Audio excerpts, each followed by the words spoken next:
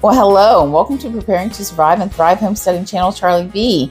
So, what are we up to today? Well, today I am going to be making a dessert. I am going to do a apple coffee cake. So, it's my coffee cake recipe with apples in it. So, follow me and let me show you what I'm doing. Oh, before I forget, please like, share, and subscribe. That will definitely help my channel. And if you share me on social media, maybe I can help somebody out, or a comment can help me out. So please remember, like, share, and subscribe, and let's get to it. This apple cake, we're going to get started with it, and I'll show you some ingredients here in a minute. This was actually a sour cream coffee cake that I'm adding apples to it, which will add quite a little bit of volume to it. So it will actually end up being a normal size cake instead of a smaller cake. This would normally only be a 9 by 13 inch cake or a 10 inch round cake. So this will actually end up being a full size cake when I'm done. So our first item will be 3 cups of flour, 3 teaspoons of baking powder, and 1 teaspoon of baking soda. So I already have that in a bowl. And I mixed it up. So the baking soda, baking powder, and the flour are all mixed in together. And also the salt which was 1/2 teaspoon of salt, which I used the pink Himalayan salt. I'm going to go ahead and just drop this right here in my mixer.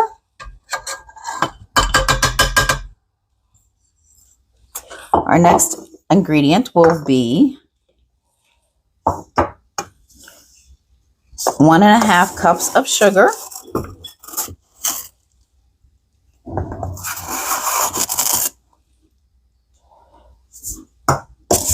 I'm going to eyeball of the 1/2 cup here in the cup.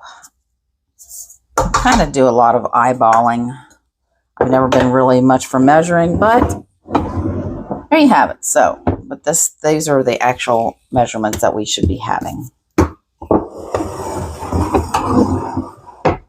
Now I'm going to bring this up, and I'm just going to slowly mix the sugar and the flour and stuff together.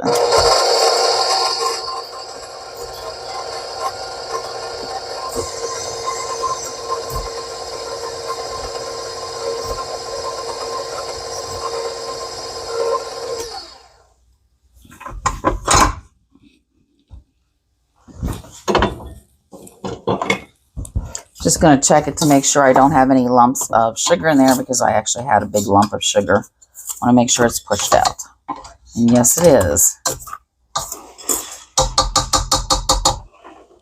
So you always want to mix your dry ingredients together because it blends them, and then you don't have anything clumping whenever you start adding your wet ingredients.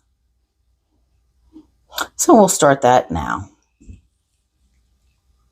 Now for some of the wet ingredients, we're going to be using 1 cup of sour cream. Now this is just, this is just a thing of sour cream, no name brand. I'll bring you over here a little bit. So I'm going to go ahead and put the sour cream in here.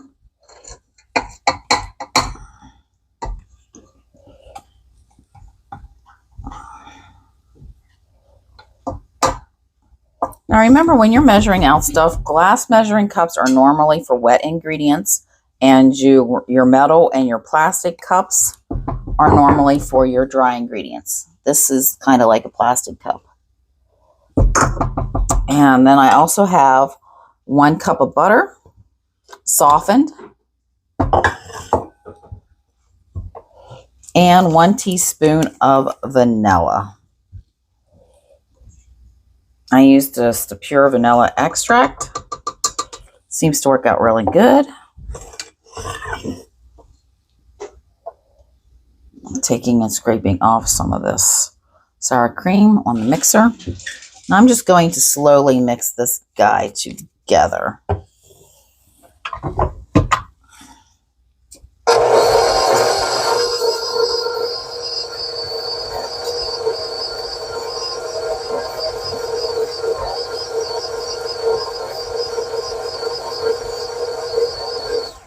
Now you want to make sure you mix this until the ingredients are combined. I'm just pulling this off the sides to make sure. And you can also chop up your butter to help it mingle in a lot faster and easier, which is what I'm doing right now also.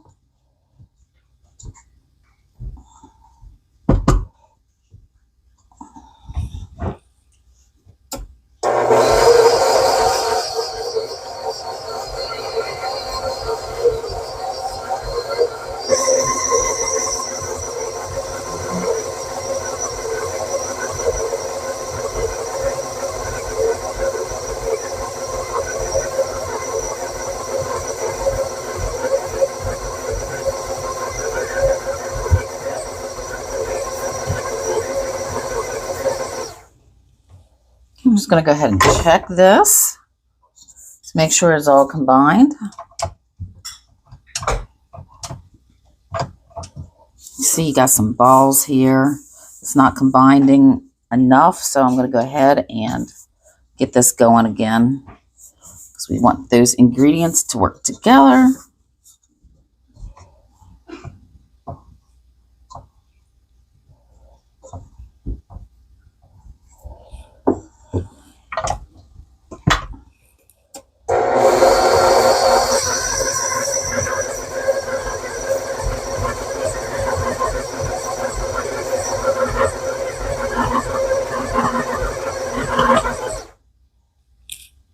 Okay, it is very, very, very well combined right now. So I'm going to go ahead and drop this down again. Sorry about the arm, but that seems to be on the right side of the mixer. And that's where I have to film it also.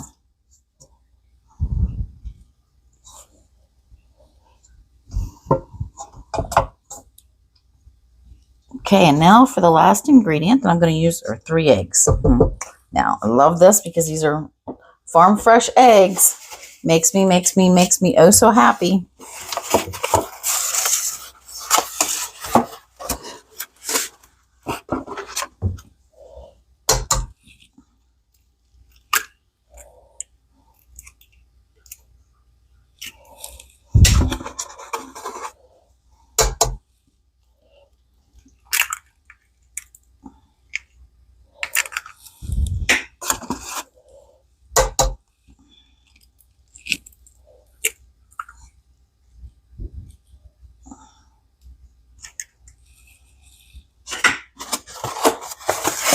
And I'm going to put this right back up and I'm going to mix it. I'm going to start off slow and then go from there.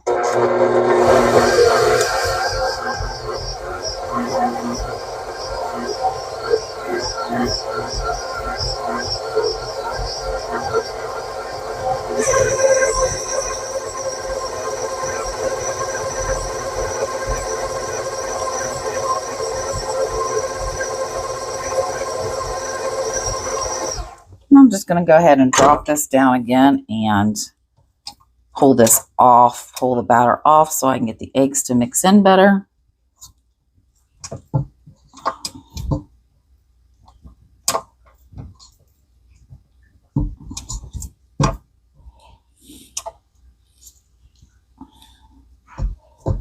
Slowly but surely mixing in.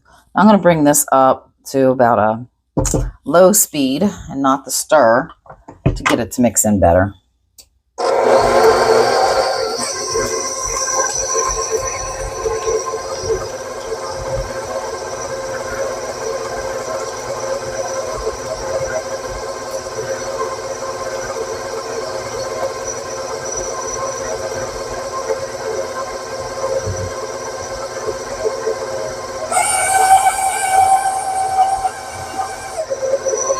I'm also going to drop down the bowl so I can help get some of the batter off the beater and then pull it back up just so I can mix it better.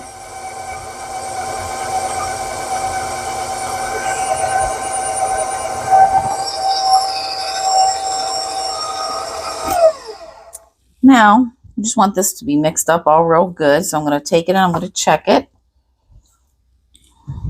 This is a really, really good, excellent coffee cake also. But that's normally just a 9 by 13 pan like I had stated. But when I start adding apples and fruit to it, it seems to expand more. And so then if I just only have it in one pan or a 10 by 13 pan, it goes everywhere. So, all right, this is mixed very well. So we're going to get you over and start putting you in the pan. So we will be back. And I have the batter over here at the sink / table, bar, whatever you want to call it. And I need to grease and flour this pan. So what I'm going to do is I'm going to just take a paper towel and grab up some lard, because that's what I'm using is lard. You can use butter or Crisco, whatever you want to. I'm just going to do this and put it all over my pan. Yes, the pan is clean, but it's a very well-used pan.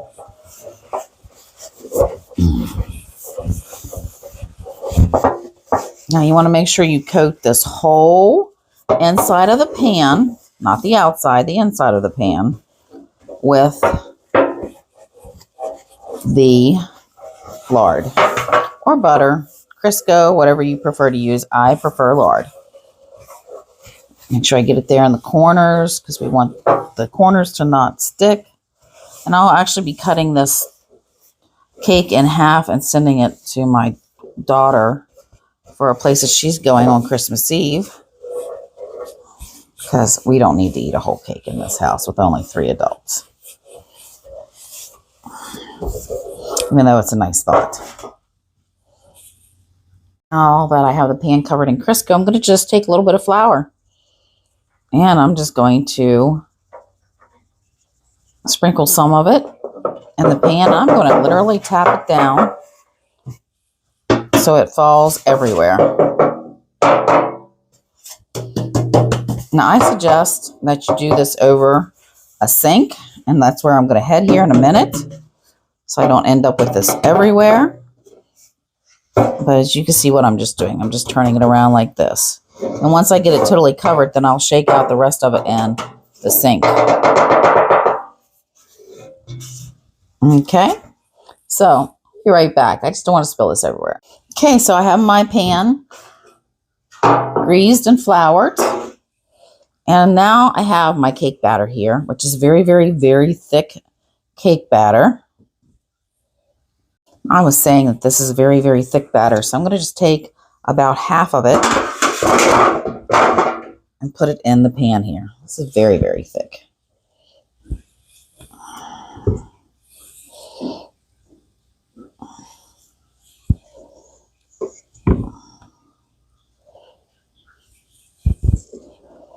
Yep, using fingers and all.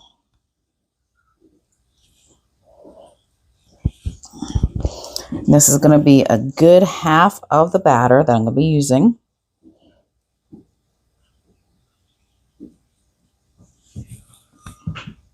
So we're going to spread this out into the pan.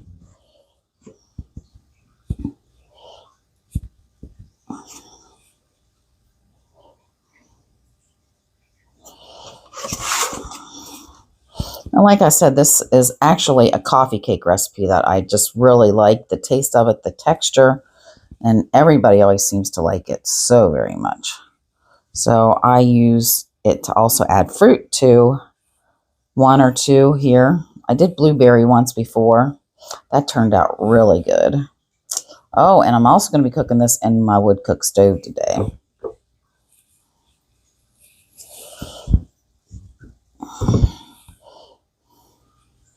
This is probably definitely a little bit more than half the cake batter, but that's all right. I'm just going to get it smeared in here.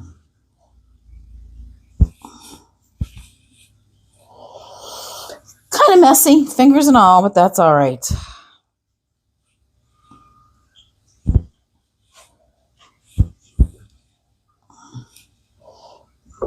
So let me get this pushed around instead of keeping it here. Well, prepping channel alert here.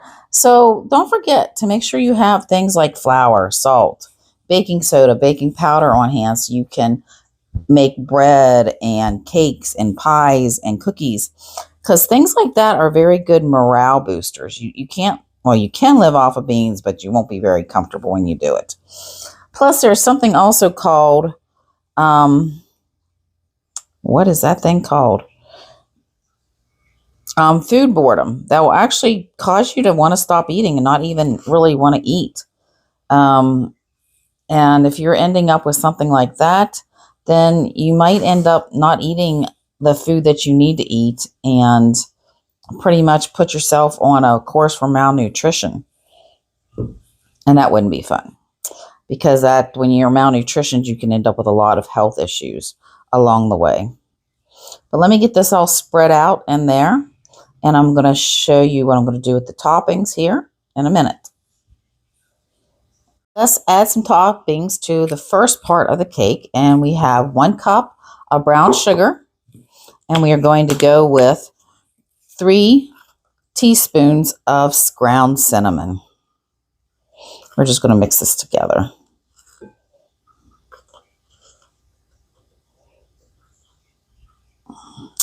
Cinnamon and brown sugar, you can't go wrong with that. So I'm just going to mix this up really good together. And yeah, I'm using my little measuring spoon since I'm done with the ingredients other than the apple. I want to make sure I push out all the lumps. So I have a question. Is there a certain recipe that you like that you would literally like to be able to still make it if there was a grid down situation and you actually had to rely on your preps? If there is, make sure you have those items in hand and a way to cook it, and you will be one step ahead of the crowd in that situation. Now with this, I'm just going to take this and start sprinkling it all over the cake batter. Doesn't have to be perfect. I'm going to use about half of this on this bottom layer of the cake. I want to get this spread everywhere.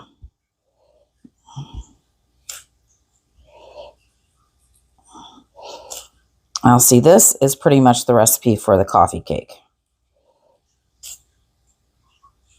but I'm adding apples to it because, oh, the apples are going to make it even that much better.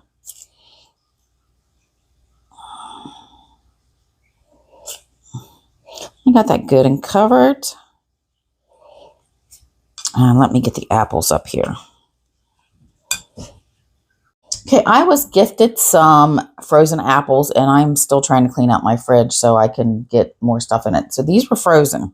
So with these apples, I'm literally just going to lay them in on top. Doesn't have to be perfect.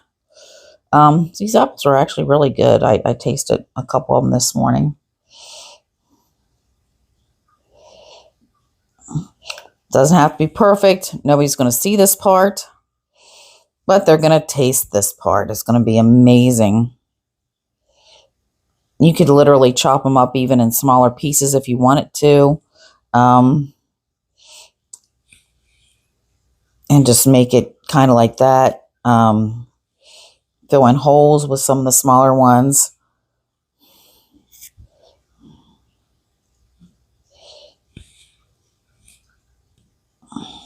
This will give somebody something to actually have to cut when they're eating their cake. It makes it kind of feel like you're eating more when you seem to have to cut it. Now, this is probably about 4 cups of apples that were sliced and chunked. So I'm probably not going to use the whole 4 on this cake, unless I start adding it to the top layer, which that would be very good too. There you go. Now that I have these guys pretty much smushed around and laying in there. Ta-da! Okay, now we're going to get the rest of the batter and put some more batter on top of it. Oh, okay. Let's get the rest of this batter. Just going to drop this here throughout the cake. Like I said, it's a thick, thick batter.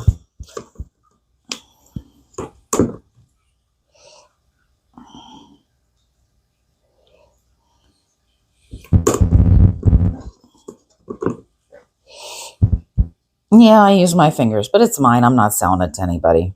And my hands are clean. I promise. I was making applesauce the other day, and it's amazing when you peel apples how your hands get stained with the apple juice, and it makes them all look really dark and dirty and stuff like that. So that took a lot of washing and soaking to get them fairly clean. I have found out when I wash my hair, it helps clean them a lot, or washing dishes by hand.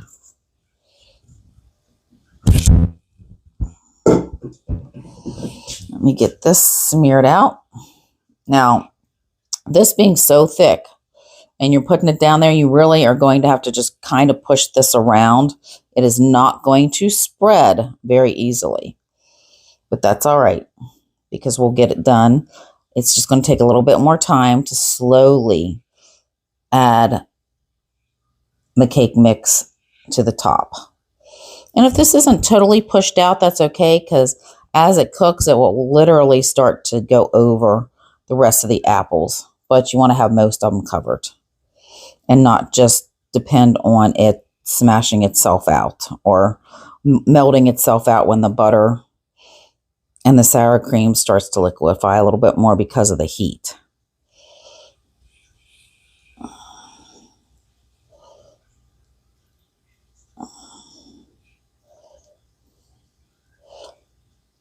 This is probably going to be one of the most favorite cakes that I make for people.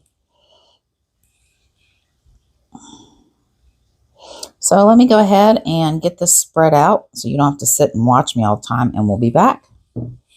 Okay, so I have the rest of the batter smoothed out all over the cake. Now, some of the apples didn't get totally covered, but that's all right. No biggie, right? So, yeah, I'm still messing with it with my fingers. But it will kind of close in itself. But what I'm going to do is, before I forget, that bag of apples, frozen apples, was actually 8 cups. So I used about 4 cups on the center of this.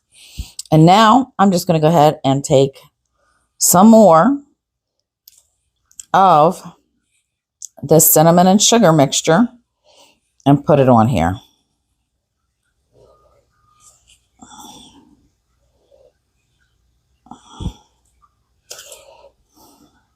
Now, after I got this mixed up, my daughter asked me not to put quite as much cinnamon sugar on it as I did the last time. So I'm kind of cutting my recipe in half.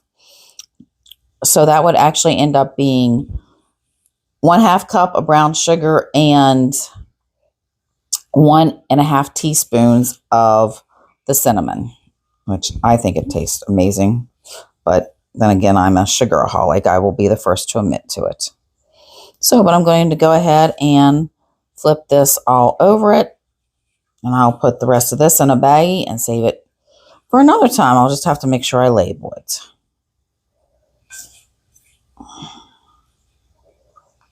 And I'm going to get it in the oven.